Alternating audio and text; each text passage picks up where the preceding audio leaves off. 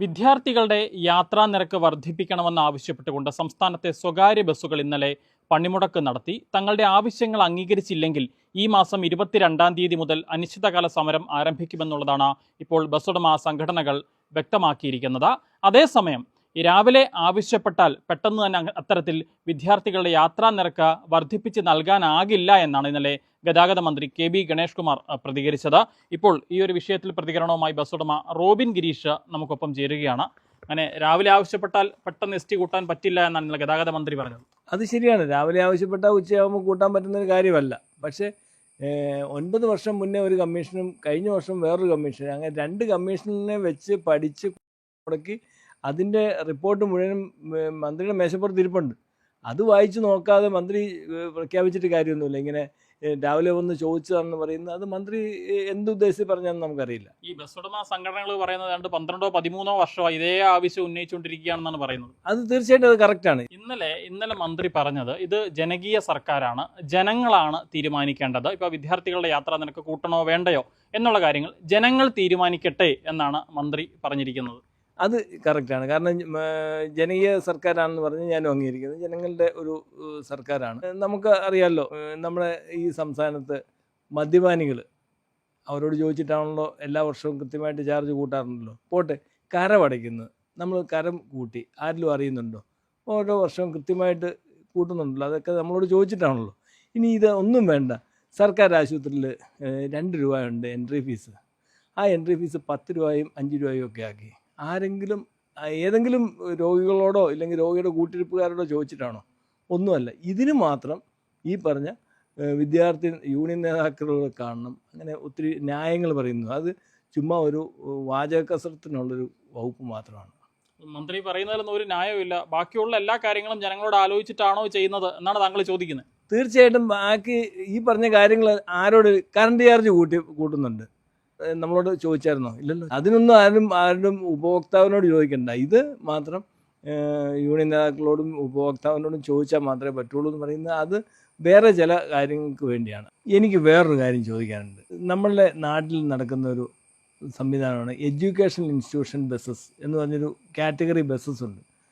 അത് ഇവിടുത്തെ സ്കൂളുകൾക്കും കോളേജുകൾക്കുമാണ് ഇത് കൊടുത്തുകൊണ്ടിരിക്കുന്നത്. അത് സർക്കാർ അതിന് ടാക്സ് അലവ് ചെയ്ത് കൊടുത്ത് ഒത്തിരി കാര്യങ്ങൾ എക്സംഷൻ കൊടുത്താണ് ഇത് ചെയ്തുകൊണ്ടിരിക്കുന്നത്. ആ ചെയ്തുകൊണ്ടിരിക്കുന്ന ബസ്സുകൾ 2 കിലോമീറ്ററും 3 കിലോമീറ്റർ ദൂരത്തിലേക്ക് കുട്ടികളെ കയറ്റിക്കൊണ്ട് പോകുന്നതിന് അവർ വാങ്ങുന്നത് 2000 മുതൽ 3000 രൂപ വരെയാണ്. പല പുതിയ സ്കൂളുകൾ, അൺഎയ്ഡഡ് സ്കൂളുകൾ പലതും തുടങ്ങുന്നതിൻ്റെ അവരുടെ സ്കൂൾ ബസ്സുകളാണ് അതിൻ്റെ ഏറ്റവും വലിയ വരുമാന മാർഗം. അവർക്ക് ഒരു ഫെയർ സ്റ്റേജോ ഒരു ഫെയർ ലിസ്റ്റോ എന്തെങ്കിലും ഉണ്ടോ? ശരിക്കും പല സ്കൂളുകളും നടത്തുന്നത് പകൽക്കൊള്ള എന്ന് തന്നെ പറയാം. 100% പകൽക്കൊള്ള തന്നെയാണ്. എന്ന് പറഞ്ഞാൽ ഒരു സ്കൂൾ ബസ് ഒരു റൂട്ടിൽ പോകുമ്പോൾ ആ റൂട്ടിലെ മുഴുവനും കുട്ടികളെ കയറ്റിക്കൊണ്ട് പോകണ്ടേ? അതില്ല. പണക്കാരൻ്റെ പിള്ളേരില്ലേ, പൈസ അത്രയും കൊടുക്കാനുള്ള പിള്ളേർ, ബാക്കിയുള്ളവരെ പ്രൈവറ്റ് ബസ്സുകാർക്ക് വിടും.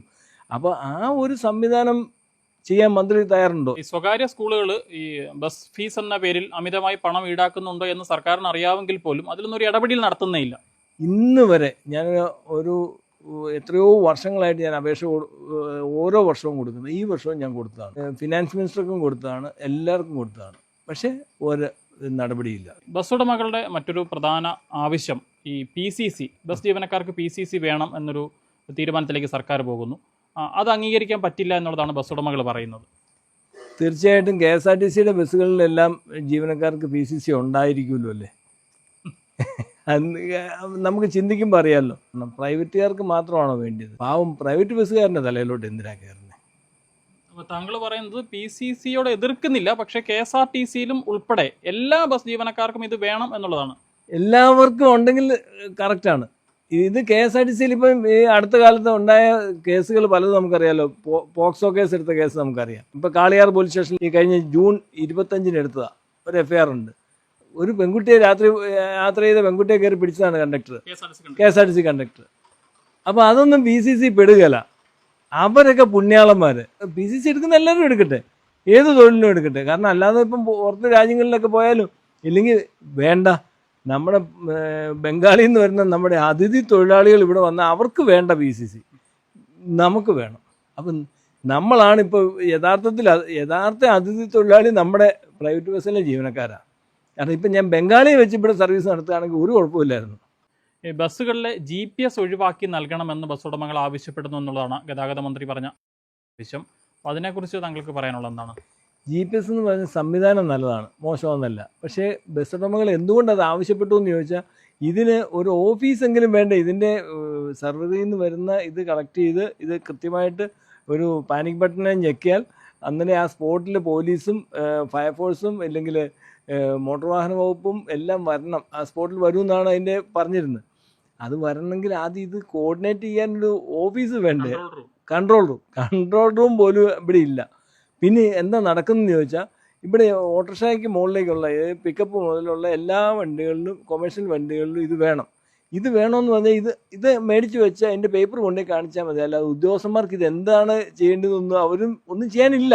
ഒരു വർഷം ഈ GPS-ന് വേണ്ടി എത്ര രൂപ ചെലവ് വരുന്നുണ്ട് ഒരു വണ്ടിക്ക്? 5,000 രൂപ മുതൽ 7,500 രൂപ വരെ ഒരു വർഷം. അത് ആർക്കെന്നില്ലാതെ ഇങ്ങനെ ഈ വർഷമുള്ള കമ്പനി അടുത്ത വർഷമില്ല. പുതിയ കമ്പനികൾ ഇങ്ങനെ വന്നുകൊണ്ടിരിക്കും.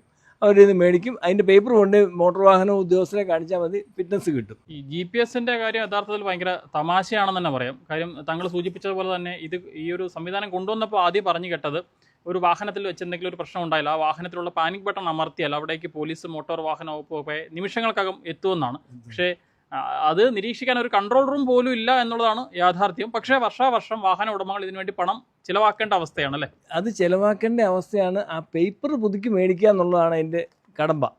പേപ്പറും പുതുക്കി മേടിക്കാൻ ചെല്ലുമ്പം കമ്പനി ഇല്ലാതെ വരുമ്പോൾ ഈ ഉടമ എന്ത് ചെയ്യും? അടുത്ത GPS വാങ്ങും. അടുത്ത GPS വാങ്ങി ഒരു വർഷത്തേക്കുള്ള പൈസ അവന് കൊടുത്തു കഴിയുമ്പം ആ സർട്ടിഫിക്കറ്റ് തരും. അത് കൊണ്ടുവന്ന് വെഹിക്കിൾ ഇൻസ്പെക്ടറായി കൊടുത്തു കഴിയുമ്പോൾ ഫിറ്റ്നസ് കിട്ടി, പ്രശ്നം തീർന്നല്ലോ. ഇതെന്തിനാണെന്ന് ചോദിച്ചാൽ അറിയത്തില്ല. കാരണം എന്തിനോ വേണ്ടി കുറേ പൈസ കളയുന്നു. കാരണം ആർക്കും ഒരു ഉപകാരമില്ല, കുറച്ച് കമ്പനിക്കാർ കൊണ്ടുവന്നു.